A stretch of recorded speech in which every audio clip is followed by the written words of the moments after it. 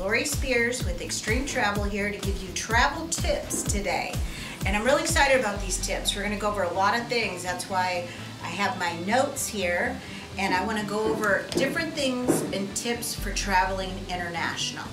So I hope these help you on your next international trip. I know they've helped me on mine. First and foremost, be flexible.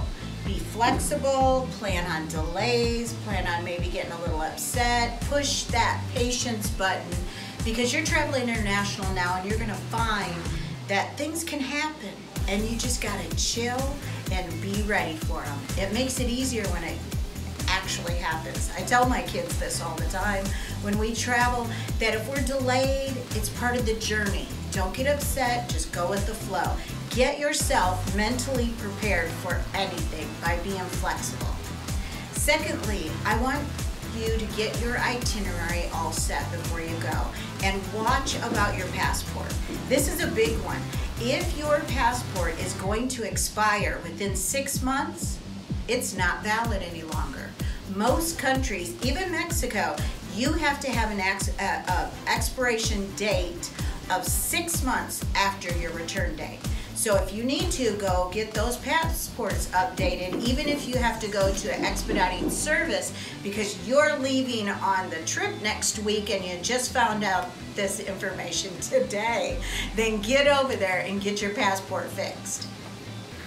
Make a list, and that's why I have my list in front of me, because make a list of things you want to pack, things you need to bring. Even if you're not a list maker, this is one time you should make a list when you're traveling international. Learn common phrases and little local language like thank you, please, I'm sorry, where's the bathroom? It's just a good idea. They don't expect you to know their language. There's a lot of people that visit all over the world that speak English, and you'll find they can speak English too. But it's just common courtesy to know a few of those phrases, and mostly it's gonna be a travel tip, and you're gonna use it because you did do that ahead of time. Don't forget an extra battery for your camera. This is a big one. I just went to South Africa in December last year. And the #1 complaint was someone who just wanted to throw their camera in the dirt because they're on a safari and there's an elephant right in front of them and their battery went dead on their camera. So remember to pack those extra batteries. Just little tips, that's what I'm trying to give you. So make a list, jot these down because they're gonna be helpful for you. Another one on my list is ask the locals. Ask the locals the best place to eat, the best place to shop. They know that tourism is a big thing. Don't be shy. Ask them those questions. Those are going to be some of the best places you ever go to when you ask the locals. Alert your bank and credit card company when you're going out of the country. This has happened to a lot of people I know, even myself. When I arrived in London, gave them my credit card at the hotel and they said, oh, your credit card's turned off. Because I bought something at the London airport and the credit card immediately turned off and now I can't use it. It was a hassle to get that turned back on. It wasn't easy. It was a lot of phone calls, international. So before you leave the country, call your credit card company, call your bank, let them know where you're going. And a second tip, call your phone company. Call your cell phone company as well. They often can prorate an international plan for just the time period that you're out of the country. They can tell you about any specials they have, and they can turn it off for as soon as you get back, so you only have to pay while you're gone, and you'll have the freedom of using your cell phone. So that's a really good tip not to forget. Keep an open mind. Don't judge others for some of their behavior in other international countries. Be a visitor and respect their culture and their ways of doing things, because around the country we all do things differently. So keep that open mind. Let someone at home know your plans. Leave an itinerary. Also leave a copy of your passport. Make copies of all your itinerary, and you yourself carry a copy of your passport in another place where you keep your original passport. So if something's come up, and I've had this happen too, over the amount of years I've been in travel, I've run into a lot of these incidences. So that's why I like to share them with you.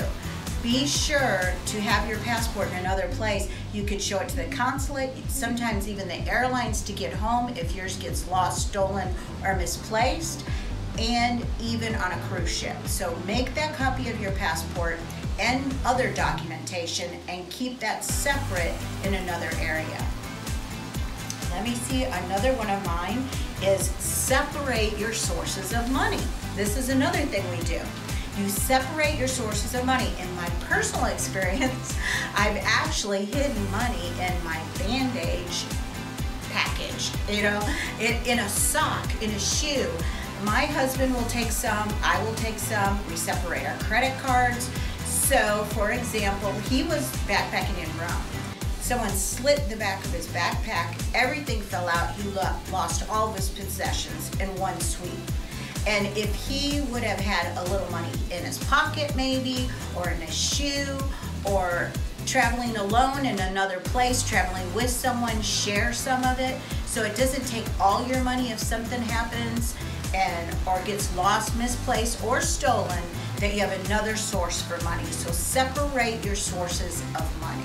It's a really good tip as well. Also, your carry-on.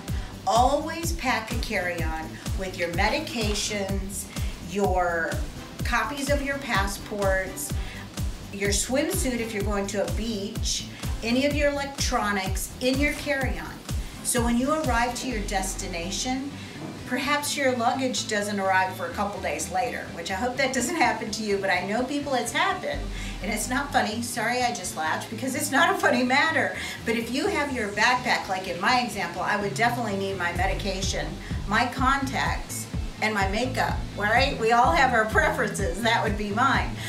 That's my essentials, but make sure those essentials get packed in a carry-on so you have them with you in case your luggage doesn't arrive when you arrive. That's another really good tip. Also, before you go on a taxi or any public information, ask them the price. I got stuck with this one too, a $400 taxi ride, because I didn't ask ahead of time. You know, don't be shy. Ask them their prices. They're expecting you to do so. And always buy travel insurance. I'm going to end with that one. Always buy travel insurance. It's very important. It's offered on your iGo platform. I have had friends that this personally happened to. One, they were in Greece.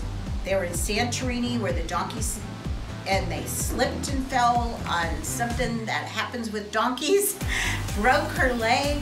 She was in the hospital for 7 days. They would not take her American health insurance, plus she had to buy a business class ticket because she had pins in her legs to fly back. It ended up costing them over $25,000. And this is a true story. If they would have had travel insurance that covered that amount, which it's very inexpensive to do that, they would have been all taken care of. I personally myself never go anywhere, even in the United States, without having an insurance policy. I've known somebody even slipped and fell in Vegas that wished they had an insurance policy. And especially what we're talking about today is international travel. Be sure to have your travel insurance. Now, don't let all these tips and stuff scare you, because going international is amazing. It lets you really know the world. And the more you know about the world, it gives you a different perspective on life in general. It's amazing opportunities to see the different cultures. It's something you really should do. You know, they say you've only read one page of a book if you haven't traveled. Read the whole book. Get out there and travel the world. And these were just a few tips today on international travel and when you travel international. And I hope it was helpful. Thank you again for joining us, and I'll talk to you next Tuesday.